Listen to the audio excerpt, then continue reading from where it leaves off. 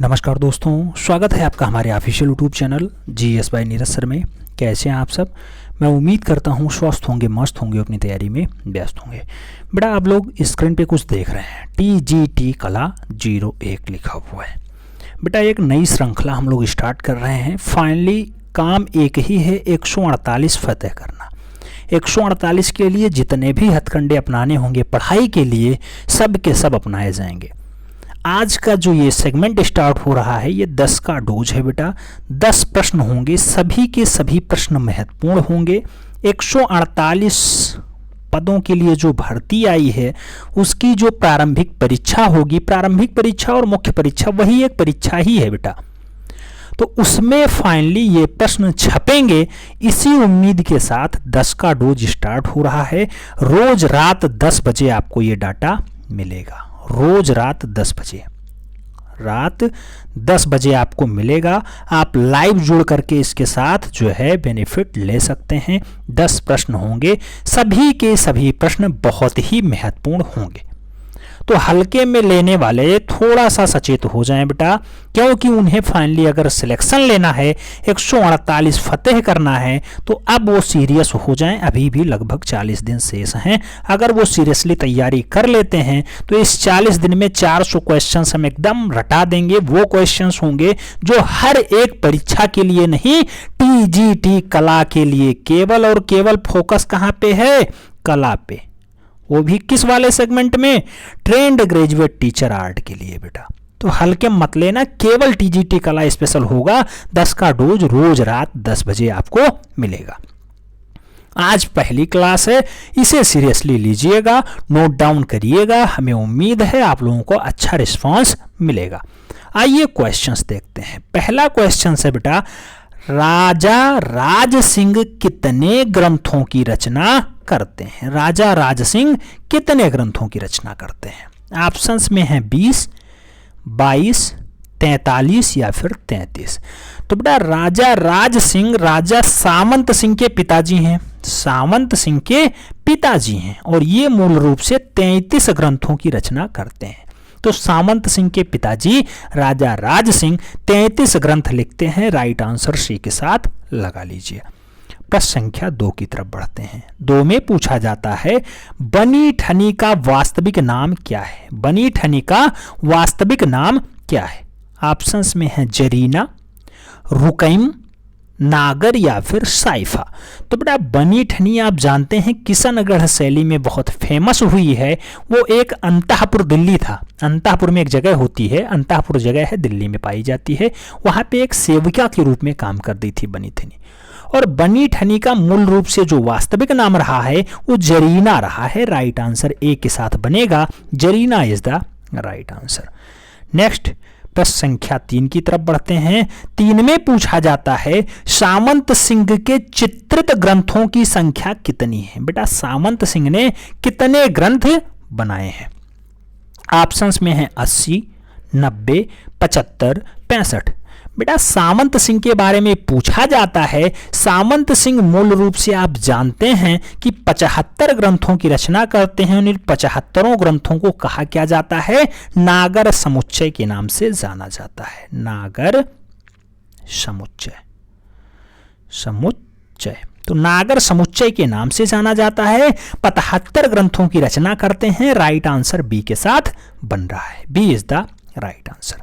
Next प्रश्न संख्या 4 की बात करते हैं। पूछा गया, कबूतर उड़ाती स्त्रियां, कबूतर उड़ाती स्त्रियां किस शैली का चित्र है बेटा?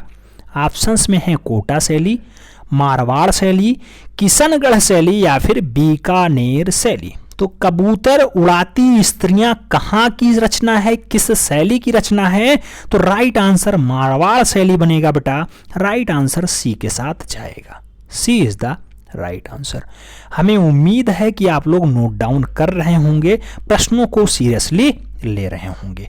प्रश्न संख्या 5 की बात करते हैं। पूछा जाता है, बीकानेर राज्य की स्थापना 1488 ईस्वी में किसने की? बेटा बीकानेर राज्य को किसने बसाया, ये क्वेश्चंस पूछ रहा है। ऑप्शंस में है करण सिंह, राय सिंह, बीकाजी या फिर अनूप सिंह। तो बेटा बीकानेर राज्य पूछा जा रहा है, 1488 सन है। जैसा बीकानेर नाम पड़ा है वैसे बीका जी ने इसे इस्टेब्लिश किया है। तो राइट आंसर बीका जी के साथ बन रहा है, D is the right answer, D is the right answer.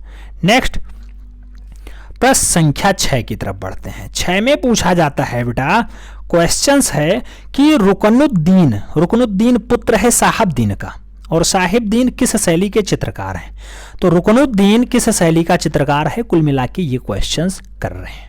Options में है बीकानेर शैली, बूंदी शैली, मारवाड़ शैली या फिर कोटा शैली। तो रुकनुद्दीन मूल रूप से किस शैली का चितेरा है बेटा? तो ये बीकानेर शैली का चितेरा है। राइट आंसर ए के साथ बनेगा, बीकानेर शैली is the right answer, A is the right answer. Next प्रश्न संख्या 7 की बात करते हैं। 7 में पूछा जाता है, रावत माधव दास का चित्र, रावत माधव दास का चित्र किसने बनाया था? रावत माधव दास का चित्र किसने बनाया था? ऑप्शंस में है कमला, बैजनाथ, बगता या फिर नानाराम। बेटा रावत माधव दास का चित्र पूछा जा रहा है और इसको बनाने का काम कमला का रहा है, तो राइट आंसर ए के साथ लगा दीजिएगा। ऑप्शंस सेम ऐसे दिखाई देंगे, आपको गोला भरना होगा। अगर यहाँ आप अपना स्वमूल्यांकन अच्छे से नहीं कर पाएंगे बेटा, तो वहाँ पे आप कंफ्यूजन में गलतियाँ कर देंगे। और आप जानते हैं 148 फतेह करने के लिए 120/125 प्रश्न आपको सही करने ही करने होंगे, तब जाकर के काम हो पाएगा, क्योंकि माइनस मार्किंग है नहीं। 120 से कम कुछ भी स्वीकार नहीं। अगला टारगेट 120/125 ही हमने स्टार्टिंग में उद्घोष किया था। प्रश्न संख्या 8 की बात करते हैं। पूछा जाता है, लोरचंदा रागमाला के लेखक कौन हैं? तो लोरचंदा और रागमाला को किसने लिखा है बेटा? ऑप्शंस में है जयराज, रत्नागिरी, जयदेव या फिर मुल्ला दाऊद। तो लोरचंदा और रागमाला की रचना आप जानते हैं मुल्ला दाऊद की है, तो राइट आंसर डी के साथ चिपका दीजिएगा बेटा, D is the right answer. Next प्रश्न संख्या 9 की तरफ बढ़ते हैं और 9 में पूछा गया है कि राजपूत पेंटिंग 1916 में किसने लिखा? राजपूत पेंटिंग पुस्तक के रचयिता कौन है? ऑप्शंस में है आनंद कौटिश कुमार स्वामी, शहाबुद्दीन, मंडन मिश्र या फिर मनोहर जी। तो राजपूत पेंटिंग रचना पूछा जा रहा है बेटा, आनंद कौटिश कुमार स्वामी की अच्छी रचना है। राइट आंसर ए के साथ बनेगा। ये लगभग लोगों का सही गया होगा ये वाला प्रश्न, क्योंकि इसे हमने लगभग 10 टेस्ट पेपरों में शामिल किया था। प्रश्न संख्या 10 की बात करते हैं बेटा। अंतिम प्रश्न है, पूछ रहा है मेवाड़ शैली में रामायण का चित्रण किसने किया था? रामायण का चित्रण किसने किया था? ऑप्शंस में है निसार, मनोहर, शहाबुद्दीन या फिर आनंद कौटिश कुमार स्वामी। मेवाड़ शैली में रामायण का चित्रण किसने किया है बेटा? तो मनोहर के द्वारा किया जाता है। राइट आंसर सी के साथ बन रहा है। तो ये तो था पहला 10 का डोज में आपका स्कोर क्या रहा है, कमेंट के माध्यम से छाप दीजिएगा। हमें उम्मीद है ये सेगमेंट आपको पसंद आएगा।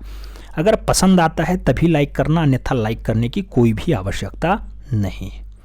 हमारा मुख्य मोटो यही है बेटा, 148 फतह कराना, उसके लिए कितनी भी मेहनत क्यों ना पड़नी पड़े, चाहे जितना मॉडल पेपर सॉल्व कराना पड़े, चाहे जितना टेस्ट पेपर देना पड़े, चाहे जितने 10 के डोज देने पड़े, चाहे जितना महामैराथन करानी पड़े, हम सब कराने के लिए तैयार हैं।